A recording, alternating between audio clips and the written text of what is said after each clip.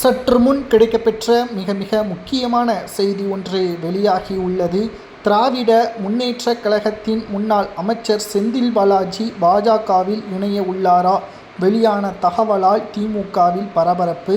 இதை பற்றி தான் இந்த வீடியோவில் முழுமையாக தெளிவாக நாம் பார்க்க போகிறோம். அதாவது அதிமுகவின் தாய்க்கழகமாக செந்தில் பாலாஜி அவர்கள் தனது கட்சி பணியை தொடங்கினார். அதனைத் தொடர்ந்து மறைந்த முதல்வர் ஜெயலலிதா அவர்களுக்கு பிறகு டிடிவி தினகரனுக்கு ஆதரவுகளை கொடுத்தார்.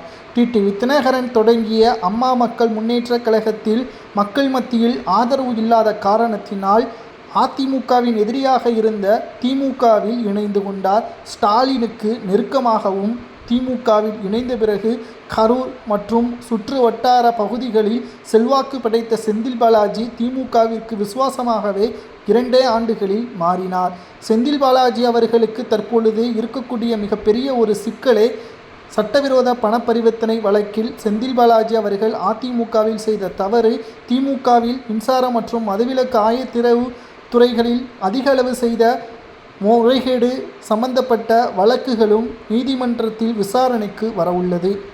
செந்தில் பாலாஜி அவர்கள் தன்னையும் தனது சொத்துக்களையும் காப்பாற்றிக் கொள்வதற்கு திமுகவில் இருந்து விலகி பாஜகவில் இணைந்தால்தான் அவர் தப்பிக்க முடியும் என்பதற்கேற்ப அரசியல் வட்டாரத்தில் தற்பொழுது நம்மால் பார்க்க முடிகிறது.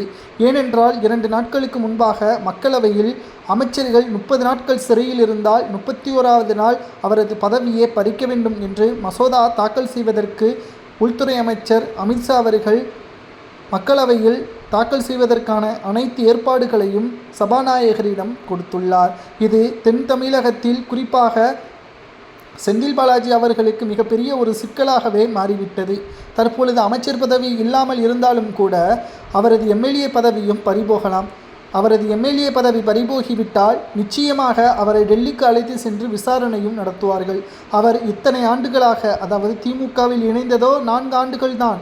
ஆனால் அதற்கு முன்பாக அதிமுகவில் ஆட்சியில் சேர்த்த ஒட்டுமொத்த சொத்துக்களும் பறிபோகக்கூடும்.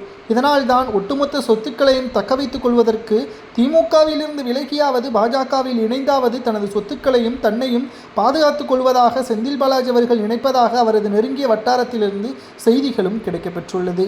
செந்தில் பாலாஜி அவர்கள் பாஜகவில் இணைவது நம்பிக்கைக்குரியதா என்று கேட்டால், அதிமுகவிலிருந்து அரசியலில் பாடம் கற்பித்தவர் எப்படி திமுகவில் இணைந்தாரோ அதேபோல் திமுகவில் இருந்து செந்தில் பாலாஜி அவர்கள் பாஜகவில் இணைய மாட்டார் என்பதில் எந்த ஒரு சந்தேகமும் கிடையாது. ஏனென்றால் செந்தில் பாலாஜி அவர்களுக்கு தற்பொழுது ஓராண்டில் தான் இருக்கிறது.